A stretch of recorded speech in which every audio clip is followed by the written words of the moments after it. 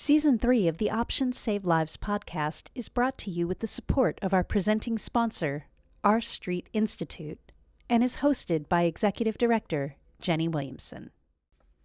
So we're wrapping up the third season of our Options Save Lives podcast today with our very own Claudia Christian, who embodies everything about our season-long theme of change and change makers. Claudia, welcome back to the show. Thanks, Jenny. I appreciate it. And it's good to be back. Well, before we dive in, I'm going to let you introduce yourself to the audience and give everyone a brief rundown of the events that inspired you to start the C3 Foundation. Anyone looking for the long version can go watch your TEDx, so we'll do this brief. Okay. I had a drinking problem that started in my late 30s when my social drinking became heavy drinking. And I had tried everything from very expensive rehab to multiple AA meetings to hypnotherapy and psychotherapy and everything in between therapy. And eventually I, luckily and fortuitously, stumbled upon the Sinclair Method. And it worked so well for me that I decided I would be remiss in my judgment if I did not carry on this torch of bringing this information to anybody and everybody that I possibly could. It felt to me like this was my calling because I am an actress and I am a good speaker, and I thought, well, and I could write about it and make a documentary about it, and I thought maybe this is a good way to apply the talents that I have and for the greater good. And so far in the past 13 years, it has certainly reached a tremendous amount of people, of which I'm incredibly proud of. I'm proud of the work that you personally, Jenny, you've done over the past decade and how much we've grown. And most important, it's never abated. I still receive emails, and I'm sure you do every single day, saying your C3 Foundation saved my life. The information you provide saved my life. Your TED Talk, your documentary, your book, whatever, saved my life. And when you read those words, you really can't stop what you're doing, nor do you ever want to stop what you're doing, because you are literally saving people's lives. And yet, even with all that, people still, rightfully so, complain that not enough people know about the Sinclair Method. And while that will be true until it's a household name, let's talk some more about what it looked like a decade ago before you started C3 Foundation. Talk about what the landscape of treatment and the knowledge of the Sinclair Method was back before you started C3. I call it BC, before Claudia, or before C3 Foundation. In 2009, when I was looking for naltrexone, I went to my own GP, who told me, and I'm not joking, he said, "I'm not going to prescribe you an opiate." I had to point out to him that it was an opiate antagonist, not an opiate, and that there was no reward from this medication, no high. Anyway, he refused. It took me multiple doctors before one prescribed. I needed to order my medication online illegally from India, which no one, thank goodness, has to do that anymore. There was no information other than Dr. Roy Escapa's unupdated book, the non-updated book, the original version of The Cure for Alcoholism. That was it.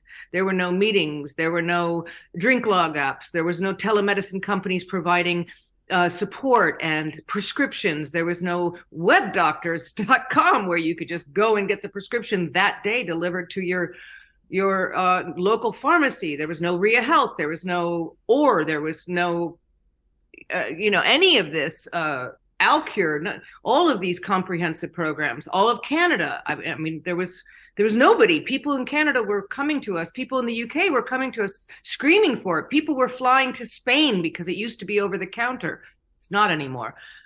Just keep that in mind if you're desperate. But now there's all these resources that one can use, including overseas. There's companies that will help you obtain the prescription and give you support if you want that. So things have changed dramatically. There was no documentary about it. There were no 2 books about additional books, my memoir, Babylon Confidential, Journeys, the book that I wrote that's a compilation of stories from people on TSM. There was none of this. And there certainly was only one doctor, Dr. Stephen Cox. And he was the only one offering his patients privately, by the way, no advertising of that. Privately, he would offer it to his own patients, and that was it. So I finally got my Los Angeles doctor on board, who was one of the original, I call them the OGs, the original gangster doctors that said, yeah, sure, I'll try this. He tried it with his patients and suddenly saw this remarkable change. And he started a little sort of backdoor TSM clinic. But this was back in, now we're talking about 2010 and 11. So we're going way back to 10 and 11, finally one doctor. So I was able to at least send my Los Angeles patients to a doctor, in-house doctor. Then when you joined and we started C3 Foundation in 2013, we, as you remember, we were a one-page website with very limited resources.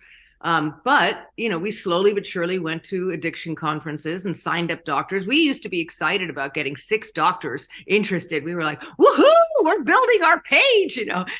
Things were hilarious back then, but this is how we struggled to get it done. And now I look at that page and I realize the entire United States is covered. All of Canada is covered, multiple countries in Europe, including the UK. You can find help pretty much anywhere you are. I still struggle with some communities getting them the medication, but we're working on every aspect of it. Recently I even managed to get somebody in Kenya and somebody in Hong Kong hooked up with somebody. So, we're trying the best we can. And when people say, how come I've never heard of it?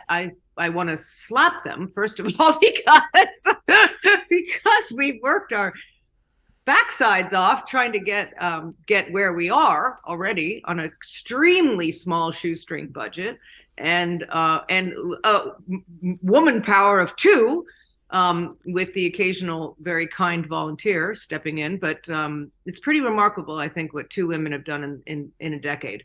And of course, everybody who has supported us from the very beginning. So I think the landscape has changed dramatically. I think, though, that we should, take a little moment to say we've done good. Job's a good one, because we have really profoundly changed what it used to, the impact of TSM and the accessibility of TSM. And certainly, anybody starting now has such a wealth of information, videos, our YouTube channel, the resources. Physicians have their own page, which is c3foundation.net. Anybody who wants the research, it's literally a click away. People who want to download a free drink log app, who want to join 10 meetings live a week in different time zones, people who want social media apps, a forum. There's a lot that we can offer and that other resources can offer nowadays. So there's no excuse for anybody to have to do it through the back door like I did back in 2009. And in some way, I do wish that I could go back and change my TEDx talk to reflect what's happening now, but unfortunately, I can't. So people will still say, where did you buy it in India? And I'm like, no.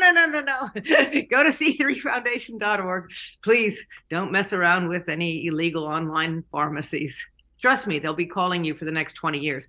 I personally receive a phone call multiple times a week from that same Indian pharmacy that I ordered in 2009. The one time I ordered medication online in my entire life, they still call me. Thank you very much. So as you mentioned, everything really has changed. There are medical providers, there's online support, there's resources for people on the Sinclair Method to print out and download, and there's one little pill. Your TEDx talk has been seen, I checked it right before coming online, more than 4.1 million times. We've not only gone to conferences to exhibit, we've held 3 of our own. We've had our video series, which has turned into the podcast. We have 4 websites, our primary one, our medical provider one, our coaching website, and the One Little Pill website, plus our various social and peer support groups.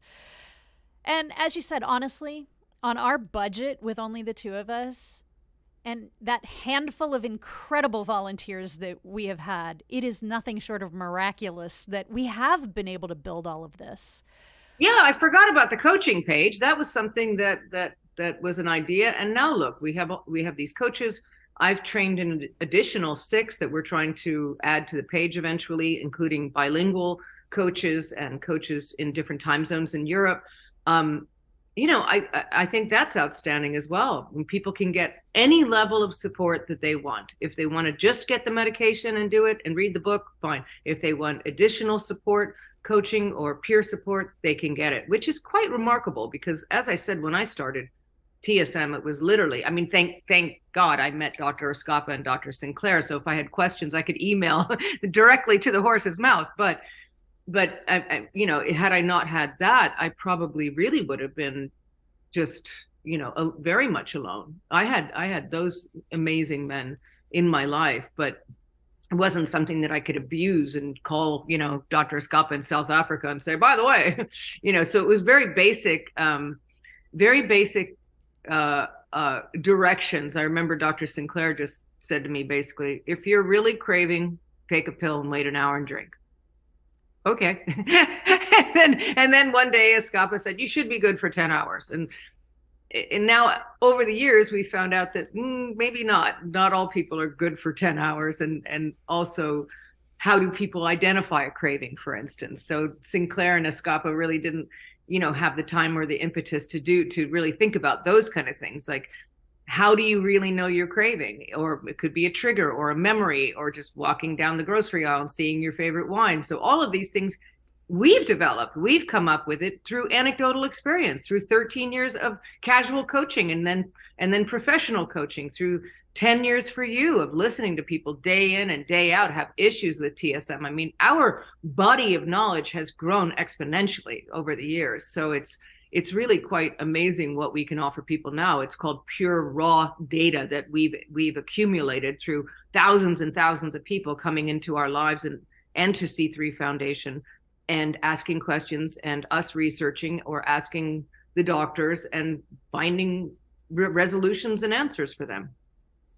And of everything we've accomplished in the first nearly 10 years, what, and you can choose more than one, are you most proud of or is the most meaningful for you? Okay, my head said providers, my heart said one little pill.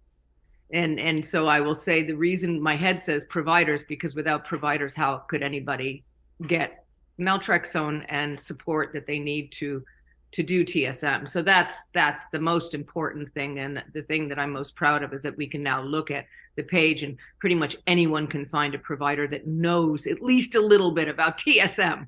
And that's the one I'm most proud of, because I was, like I said, I was suffering from not being able to find a doctor that would give me just the prescription, which was outrageous in 2009. It had been approved since 1994. So that's outrageous. So I'm most proud of the fact that we built that provider page.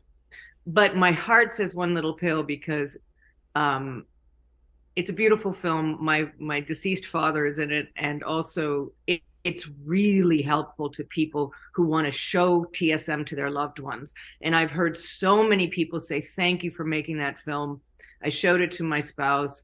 I showed it to my kid, whatever. And it really helped them open that door to understanding and compassion and seeing other people on it, listening to other people, especially my father in that film, when he finally gets what addiction feels like. And that aha moment and that understanding and generosity of spirit towards his child who was suffering from an addiction is I think made it so much easier for other people's parents to open their heart and try to understand what a compulsive disorder of the brain feels like. And so I think that film I'm most proud of because it normalizes it. It puts a face on substance use disorder. It puts a face on alcohol use disorder, puts many faces on it from all over the world. We went to England, to India, United States, and to Finland. And I just think that when you watch this global issue and you see real people talking about it, including the most amazing Dr. Metra in Kashama Metra, Dr. Didi in India, when she says that that she's so non-judgmental. She's so humble in this film. And when she says, you don't have to give up alcohol, the alcohol will give you up. I mean, that's just such a simple, profound truth. And so all of these layers of beauty and heart that are in that film are something that I'm very proud of, even though I did not say that line, but I was part of making that film, and I'm proud of that and the impact it's had on families, particularly. And yet we are constantly reminded that all of this is still not enough. Yeah. With the constant struggle to do more, without the additional human or financial resources to do it, how do you personally deal with the paradox of knowing that you're doing everything that you are currently capable of doing, while also watching so many people still continue to be harmed by the addiction industry's lack of acceptance of the Sinclair method? You know, it's very difficult for me when I in one way, I thank God for social media, even though I can't stand it on many levels, because people can reach me now on Instagram or, in direct messaging, particularly Instagram and Twitter. Those, because they go straight into my email box. And so I get lots and lots of people who say, oh, I saw your TEDx talk, or, oh, I've heard about this thing called, and I'm really grateful because I can just put the link to c3foundation.org right in that direct message. It goes right to the person, and I know they're going to get the help they need immediately. So those little things. But when I think about that, when I think about the fact that they're even lost insofar as not ever hearing about it, of course it upsets me, because I know how much we've done. And to us, it seems like a massive difference from 2009 till now. I mean, there's resources, there's everything. People can get the help they need. But the problem is people don't know they can get the help they need. And there's multiple layers here. First of all, I'm sorry I didn't name C3 Foundation the Sinclair Method nonprofit or something like that, because then it would come up in a Google search a lot easier. But I was naive. I didn't know. Honestly, somebody, the person who was helping me set up a 501c3 said, just, I don't know, come up with a name for it. It never occurred to me that I could use Sinclair Method, A, and B, that I should use it. I was naive. What can I say? So that that's a big regret on my part, because perhaps more people could have found the help they needed faster. But once again, we're doing what we can, and we have established a sort of a place in the landscape of addiction treatment. Your recovery journey is uniquely yours. When you have questions or need guidance reaching your goals, there's a TSM coach for you at Your Sinclair Method Coaching. Book a coaching session today. And I just say to people constantly, it's the way you can help us become more well-known is by helping us hire some part-time help. I mean, ideally at this point, at almost a decade, we'll turn 10 years old in June. At a decade years old, we really at this point should have like 4 employees. And unfortunately, that's just not happening thus far, but I have hopes. I don't want to be all doom and gloom. Our newly launched, and I do mean the pun intended on there, fundraising campaign, we mentioned some incredibly lofty goals for the next 10 years at C3. And these are just the big things. These are the giant things that we want to accomplish over the next decade. So let's break these down. So the first thing that we have listed on there is we want to double the number of medical and mental health providers who offer the Sinclair Method to their patients. So let's talk about that a little bit. I know that you've touched on some of the things that we're doing to try to recruit in medical and mental health professionals. So talk a little more about that. Once again, it requires not only manpower, but also we do get a good response when we go in person to addiction conferences, but that costs money, plane tickets and hotels, accommodation, time and taking Jenny, taking you away from the office, which, when you have literally one person running the proverbial show, that's tough. So that's one way of doing it. But then there's also outreach programs that we could be doing if we had part-time help helping doing all the menial tasks that you just don't have time for. So we could be doing more of an outreach. We could also advertise in periodicals that appeal to these people that they will actually see. We could also pay for email lists that we could then hit these people up. But once again, this takes time and money, or manpower, person power. So in order to get person power, we need money, and that will provide us with more time so that Jenny can focus on big things and the other employee can focus on the smaller tasks that will make the big things happen. So that's, when it comes to trying to get more providers, it's a multi-pronged action, but it all really takes resources like money. And then there's also the next 2 points on our list, which are the trainings for both TSM coaches and for TSM medical provider training and certification. Talk about the importance of how leveraging a comprehensive training and certification program then also helps us to recruit these medical and mental health professionals to be more accepting of the Sinclair method. Well, the attractive offer of that is that they would get continuing education credit. So if we could provide them with a program that actually provides CMEs, then they would be more inclined to learn about the Sinclair method, because it's a tit for tat. It's like, okay, we're offering this and you're getting this. And in of course, then we get additional providers already organically signed up to our site and more people that know about it. And as far as mental health providers, I just feel like I'm running into this time and time again with psychiatrists who can prescribe and don't know about TSM. And these patients come into them and say, this is what I want to try. And the psychiatrist is not supporting them. They're flat out refusing them, but yet offering them highly addictive anti-anxiety and antidepressants and all sorts of other medications, which, as we all know, alcohol causes anxiety. Excess alcohol causes all these issues. So it's counterintuitive to me, and it doesn't make any sense. I'm not a psychiatrist.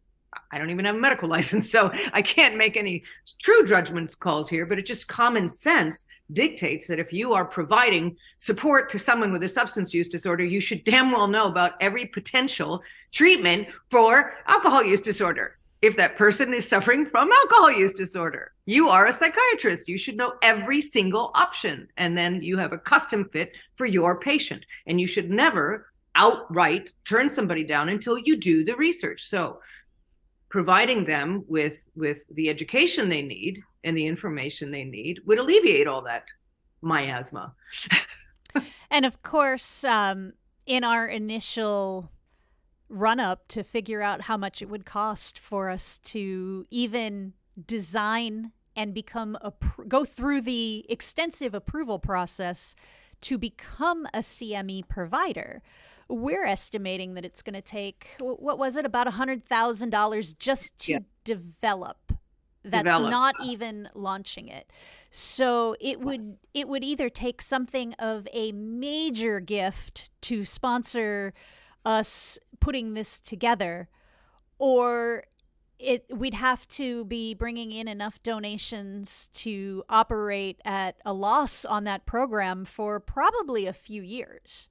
Yeah, no, that's a big angel investor thing. I mean, in a perfect world, yes, somebody would swoop down and instead of, no offense to animal charities, but I'm so tired of people giving to save the turtles, but not save human beings. It's like, okay, I love turtles too. Turtles are great, but I think rat charities get more money than C3 Foundation. I'm serious. Animals are cuter than addiction, and unfortunately, that is a hard truth. They're adorable. Yeah, and one of the most all of the most well provided for nonprofit organizations, diabetes, juvenile diabetes, cancer, all of these things, military ones are absolutely well funded. But all of these people also are using alcohol. Many of these people are using alcohol to self-medicate through cancer, through PTSD. So I mean, all of this is connected.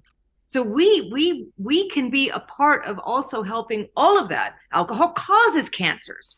I mean, it's really is something that, to me, when I think about it in the grand scheme of things, if you can get rid of the majority of alcohol use disorder, then you're also helping all of these other issues that require organizations to support individuals. So yeah, it's listen, if I was running the world, Jenny, we'd have at least $1 million budget a year. Then we could do stuff, then we could really do stuff. So yes, our hands are right now tied, but I'm hoping that things improve. Yeah, we're working with about 1/10 of that. So yeah, exactly. I think people don't understand that. I always laugh when I have someone ask about, finding the right person in this department or that department. And I'm like, no, yeah, I'm in. You're talking to her. No, I know. Somebody said, can you direct me to the right person to ask? And I said, yeah, that's me, because Jenny's too busy. So I'm the right person. And or they'll say that, oh, I'll get an email saying, well, I know Claudia Christian just does this for fun.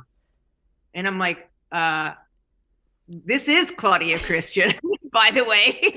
And this isn't, I mean, if you're talking about fun is ice skating, It's running gratifying, and it's gratifying. And it is highly rewarding knowing we're doing good work. But yes, but trying to wrangle everything we're doing on $100K a year is pretty frustrating. And I can see your pain when you send the annual budget and you say, this is all we have. We can't do anything. And that's the frustrating thing, is even the TSM buddies idea, as you always say, Claudia comes up with big ideas and then we don't have the ability to do them. But, all of these things that I dream of and I want to do, it's all about money. And people have this, once again, this misconception that I'm on some, high paying series or something, or I'm making millions doing movies. I wish I was. I tell Jenny every year, maybe this is the year I'll get a TV series, because at least then I'll be more in the public eye and I can promote TSM and maybe people will donate more. Every year I say that.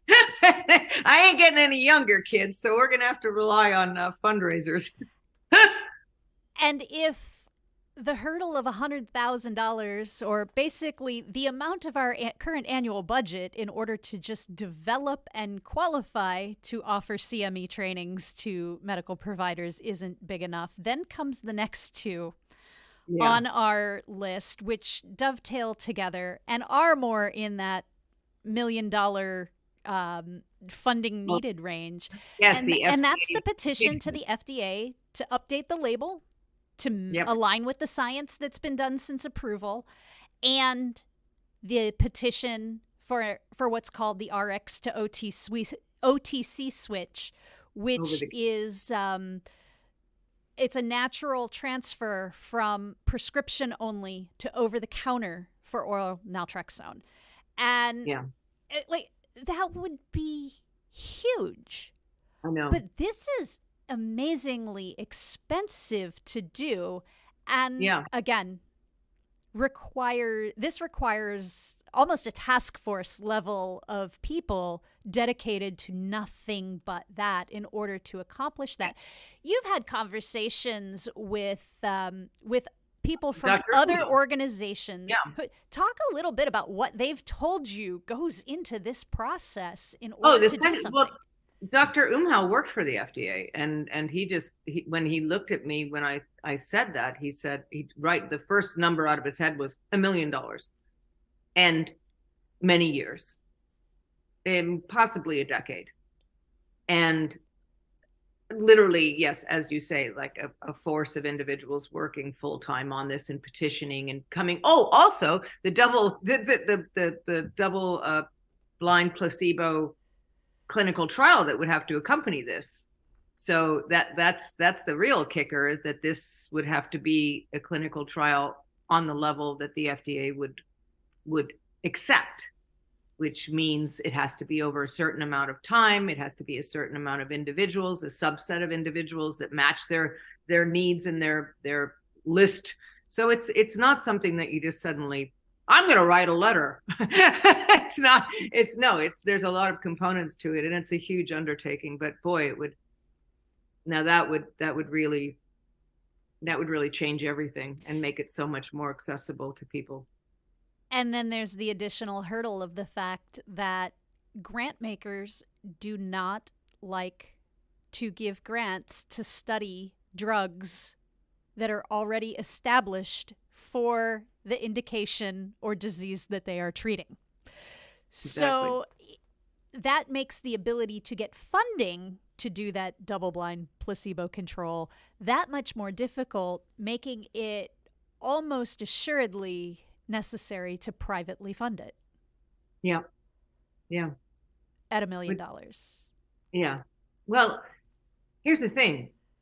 You and I both know there are plenty of people out there, from Melinda Gates to gosh knows who else, that could finance this. But once again, we get down to the thing of they've never heard of it, and they probably don't even know that this is an issue that can be easily fixed with this FDA approved non-abusive medication. So, I mean, I think that if you went to somebody who had $1 billion and said, you realize the impact you could make on alcoholism in the United States of America, that $250 billion detriment to our budget every year that occurs because of lost days of work and car accidents and insurance and death and all this destruction, not to mention the human cost. Do you think you could just give $1 million to that? I'm sure they would write a check tomorrow. But heck, I've sent packages to the Jimmy Carter Foundation. I've sent packages to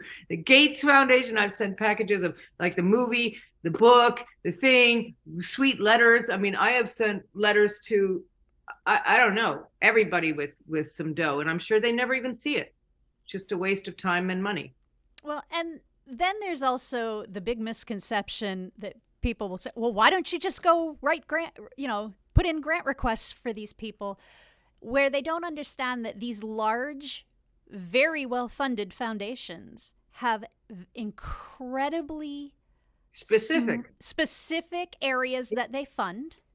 Yeah, most of it is not even in the United States, funny enough. Correct. Most of it is sub-Sahara Africa. I mean, there's a lot of the issues that they're tackling are not domestic issues, which is interesting. They're global issues, which is understandable if you're thinking in a global level. But I always think, why not start at home? Then again, I'm not a billionaire, so.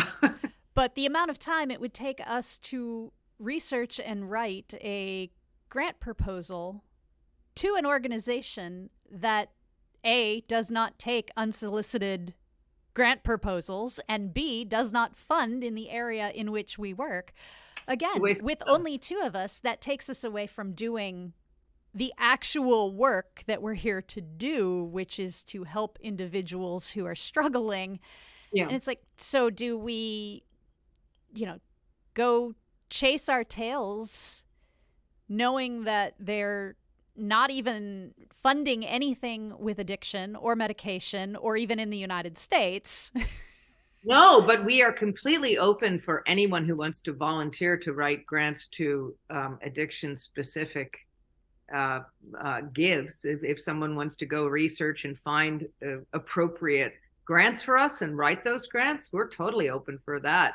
If some angel volunteer out there has a good knowledge of that, please contact one of us.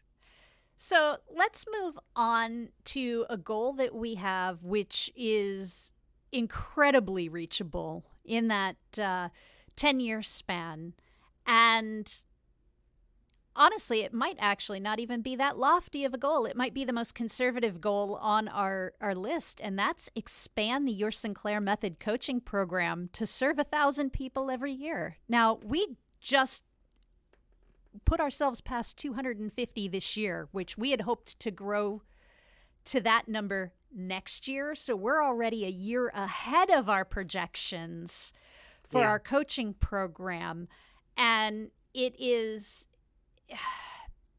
probably our most impactful active program that we have going on right now. And it has been your baby since its initial dream in your mind. So talk a little bit about getting to that 1,000 people a year mark with the coaching program.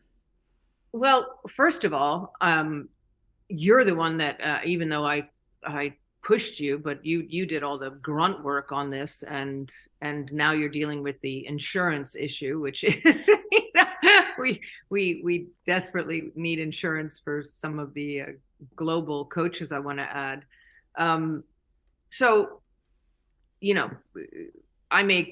I may have this idea, but you execute the idea. So thank you for that. It's helped a lot of people. You also did the data inquiries on individuals that did have support, and found that people with support, which sounds really obvious, but we needed people to respond and get that analytical information, is people with support do better on TSM, period.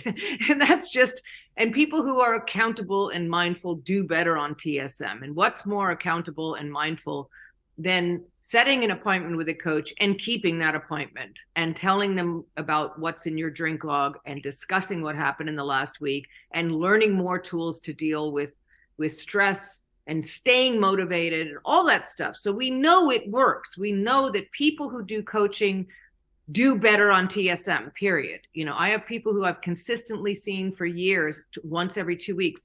When they stopped going, I'm not saying that it's definitely related, but when they stopped coming, a lot of them got sloppy in their medication adherence. And it's just a matter of, you're going to show up. It's something that you're doing, and you're doing it for you. And I think that's another weird thing, is that a lot of people who suffered from any sort of substance use disorder, they don't really feel like they're valuable enough. They don't value themselves enough to invest in themselves. And you have to understand that when you pay for something, you take it far more seriously, and you really invest in yourself.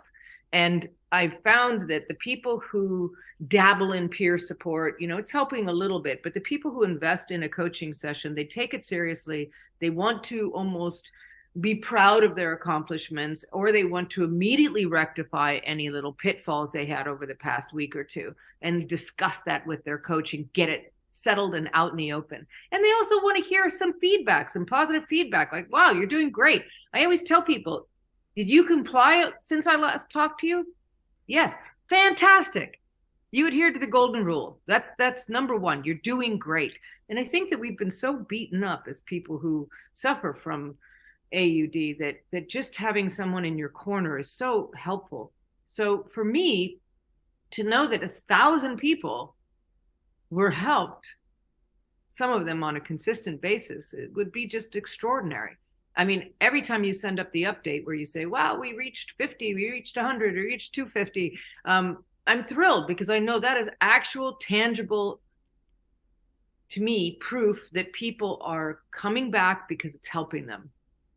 And that they're seeking out appointments with our wonderful coaches consistently because it works. And that means that they're getting the help that they need, and it is working. It's helping them stay mindful and accountable and motivated and all the things we want people to stay on TSM. We don't even have on our list of things to do, because it's one of those lingering things since the beginning of COVID. We don't even have the manpower to update our physical mapping system. Yeah. And sure, there are some volunteers out there that are, oh yeah, I'll help you with that. But on something that large, the amount of time it takes me to prepare something, to give to a volunteer and then explain it and then make sure that they're on the right track and follow up. Full-time job.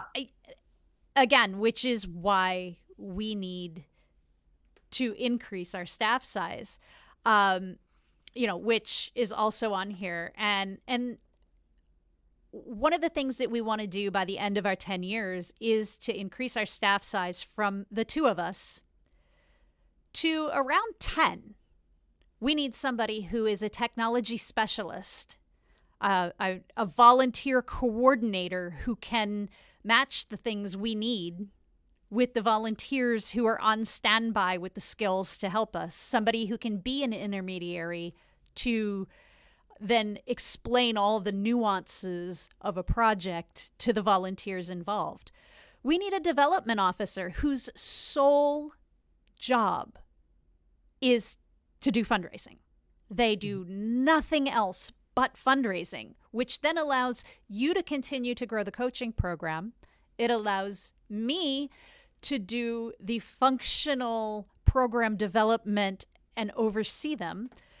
We need a full-time social media manager. My goodness, with all of our Facebooks and Twitters and Twitch and YouTube and Vimeo and Anchor and Spotify, oh my, we're trying to not only keep up with the current social media platforms, but if we had somebody who could then go to TikTok, who can evaluate new social platforms as they pop up and say, okay, well, should we be here? Shouldn't we? What are the benefits? And actually take the time to do that kind of analysis along with helping get our information out on a consistent basis. That position would be huge. We need a program coordinator who can, again, look at all of our different programs and look at them and say, how can we do these better?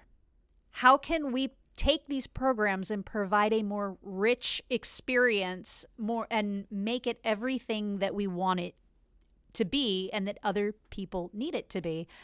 And then 3 program and operational assistants that just kind of help free for all with all of the things that need to be done. I mean, that's I'd be happy with that's a dream for me. Yeah. But every one of those people require a salary. I mean, you already know. I mean, I went to the board this year with our draft budget and said, no pay raises because I'd rather have a person. I need more help. And you're making like that much of what a founder CEO would make. And I'm making about half of what my market value is. And I could leave, but oh my God, I wouldn't dare. I couldn't dream of it because what we're doing here is so powerful. Yeah. But it can get rough when, I know. I've lived through a few burnouts of yours, and you've lived through a couple of mine. We've traded them. Yeah. So it's a lot. And I think that the most important thing for 2023 would be to get some other body there so that you can allocate some stuff off of your plate. Yeah. And just one part-time person, at the very least, has to be 2023. Right. And the thing is, just to get a basic minimal salary for a part-time person for 10 hours a week, you're looking at $10,000 in extra funding that we would need above our budget, because it's not just about paying them. It's also about searching for the right person, putting out ads, advertising the position, doing a vetting process, taking the time to do interviews, and doing training and all of that. It's it just can't be done for less than $10,000 a year for a part-time 10-hour-a-week person. Yeah.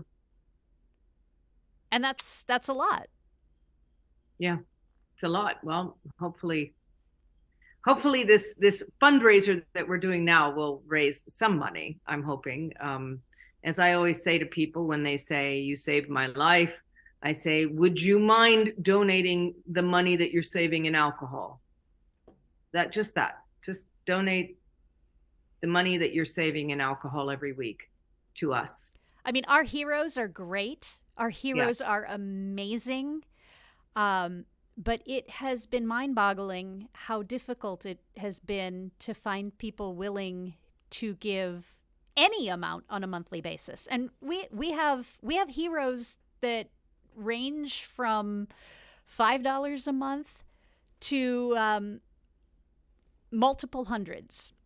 I went through my emails from 2010, from 2010, hand copied each email address from every person that I've corresponded with for the past 13 years and sent out hero asks to please become a hero. And I think maybe we got 3. And I'm talking, it took me weeks to painstakingly look at each email, look at the communication with them, what we talked about, get their email address off of there, and then send and make this huge email blast. And it reaped like maybe 0.00001% of the effort. Yeah, in 2 years, we have not breached 70. Which is this is the amazing thing. This is so originally the heroes idea was given to me by a fellow who works for a animal nonprofit organization in North Carolina or something. And he said, "Oh, I have a great idea for C3 Foundation. If you guys are struggling, why don't you just do this thing? We have people giving $25 a month, and we have 5,000 people giving $25 a month, and that's what our budget. This is our income."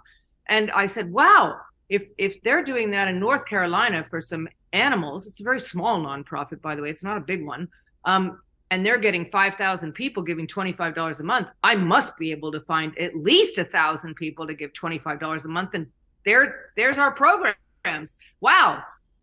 And I thought 2 years, and we're still not close to 100.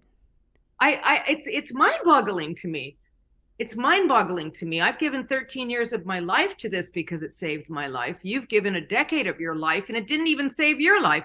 I don't understand. If it saved your life, give back to the people who saved your life, to the organization that provides the information that saved your life. I don't understand it. And again, it's any recurring donor that we count. I mean, I will gladly be just as grateful for the people who say, "Hey, all I can do is give you $5 a month," but their $5 a month comes through every month. Yeah, and it's wonderful, and so it gets frustrating when we do hear day in and day out, "Well, why didn't I hear about this?" And it's like, well, no one. If no one is willing to invest in us, yeah, how do you expect us to do more than what we're already doing? Exactly. No, I know. It is very frustrating. Yeah. It's like the cost of a decent bottle of wine a month. That's really what it comes down to.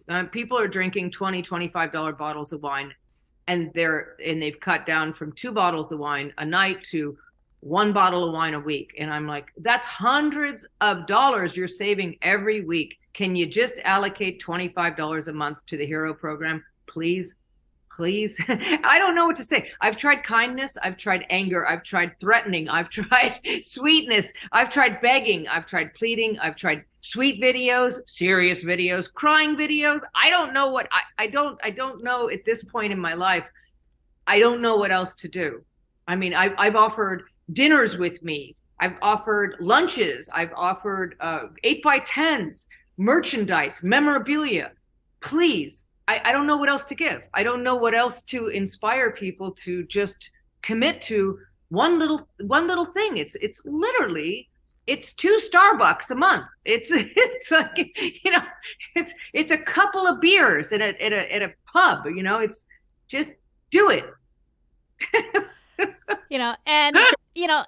So we've talked about all these big goals that we would like to accomplish, and Yeah. our fundraising goal right now of $100,000 is really just to get off on the right foot and get a little bit of, I wouldn't even say a running start, but maybe a jogging start. What do you see happening if we're not able to accomplish these goals that we have hopes for in the next 10 years? Well, I just cannot believe that. I mean, I always said in a decade that that would be our tipping point, that suddenly we would be known, that the Sinclair method would be more readily known, and it is. And there's been huge strides made in it. Don't get me wrong. This is not all negative and poo-pooing everything. We've accomplished a lot. People can do TSM today if they feel like doing it. I couldn't do that when I started TSM in 2009. I could not do it that day. I had to wait 2 months to get the medication from India. So, there are absolutely, and I could have relapsed again and died. So yes, there's benefits to today as opposed to a decade ago, but I feel like a turtle or a snail, it's like we're just moving so slowly. So when you ask me, what do I think is going to happen? I just think, I pray to God that we don't ever have to close our doors because we can't afford to stay open. But I see that we just have to grow. There's just no way around it. We have to grow. The incidents of alcohol use disorder are growing. I always thought that maybe at this point we would see a little bit of a positive change. There was a slight decrease in men's drinking, believe it or not. I read recently in something, but with COVID and the pandemic and everything, and incidents going up, I just don't see a happy ending if we can't get more information out there. But I don't know how to answer that question. I mean, what will happen? I'll be very sad. I'll be very sad if we can't grow, because I feel pretty stagnant, even though we have added new resources and new programs by the skin of our, teeth. We've added these programs, thanks to your hard work. But I just don't see us doing the big things unless we can really get funded. And as we wrap up not just the episode, but also our podcast season, what message would you like to leave with everyone? Give. Just listen. We are incredibly grateful that we've been able to meet so many amazing people throughout the years, and hear such amazing feedback. It fills our heart with such joy to hear from people that we've profoundly changed their lives for the better, that we've saved their lives, that we saved a loved one of theirs. That is the most powerful work one can hope to do in their lifetime. So that, for Jenny and I think, if I may speak for you, I think that right there is the overwhelming sense of absolute joy that we have every single day, knowing that we're making a difference for this world. Absolutely. And that is a great feeling, to get up in the morning and saying, the work I do is helping people right now. It's helping save their lives, change their lives for the better. And it's providing a better, more productive, more loving, more healthy citizen of the world. So yes, that feels great. But what I would say is that this is not some fantasy. This is not what we do for fun. This is a pressing need. That this is what we provide is needed all over the world. And what we're asking for in this $100,000 ambitious fundraiser is just simply to just do what we need to grow a little bit and to get some help, because we can't continue on the way we are. Jenny's going to burn out again. I'm going to burn out again. Something will, and it's this cycle that just keeps going and going around. We need help. We need another person, at least one person to join the organization. And for that, we need funding. So this this is what my takeaway for you would be, is how big of a deal would it be for you to commit to being a hero or to donate to this cause? No matter how small it is, it all adds up, whether it's to pay our rent or our phone bill or our internet bill, whatever, it helps. Believe me, it helps. And if I was on a high paying TV series, yes, I would. I would help C3 Foundation, but I'm not. So if I may leave you with the thought of just saying, the price of a bottle of wine, can you donate that every month? Can you maybe, ask your relatives, your friends, and your coworkers that instead of getting me a gift this year, can you give $100 to C3 Foundation? Can you give $50? Can you give $25? That's what I would ask of you. All right. Well, thank you so much, Claudia. I know everybody always loves having you on the show. This TSM Quick Tip is brought to you by the C3 Foundation with support from our sponsor, Alcure. Let's talk about habits, Sarah. So it takes how long to form or make a new habit or to break bad habits? So it takes about 30 days to form a new habit, but 90 days to make it stick. Oh, wow. Okay. So if you're on the Sinclair Method and let's say you want to change some basic habits, how do we start? For me, I would say let's change the time I take the tablet and the time I start drinking. So if I normally take it at 6, I'm going to boost it up to 6:30. And I'm going to wait an hour and 15 minutes instead of just an hour. That's a great idea. Another thing you can do is change the location in which you're drinking. So if you usually drink in your living room, try drinking in the dining room. Just make it a little bit different so that it's not the same as the habit you used to have. Exactly. And drink it out of a different glass. Yes, drink it out of a different glass for sure. Because let's face it, if you're doing the same exact thing every single day, the same alcohol, the same glass that you drink out of, in the same room, watching the same things, nothing's going to change really. You got to change up those habits. Exactly.